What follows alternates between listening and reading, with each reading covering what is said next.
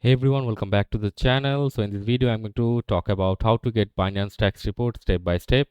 So here's the details. So to get Binance tax report, you have to visit the Binance tax tool, then click get started and log into your Binance account.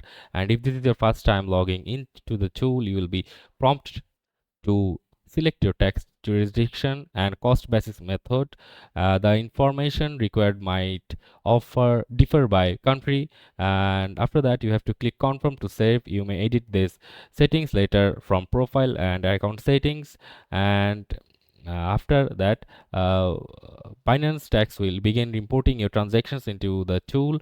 This typically takes a couple of hours, but could take longer if you have a high volume of transactions. When imported, you will be notified via email. Once your transactions are imported, you will see all your Binance transactions in the tax tool. You can filter the transactions by categories, currency, and date. You may edit or ignore a transaction or manually add a new transaction. And after that, click on tax reports at the top, as you can see, like this, and then you will see an overview of tax reports, a summary of your capital gains, income gains, and your transaction history below. Click generate and under the type of report you wish to generate,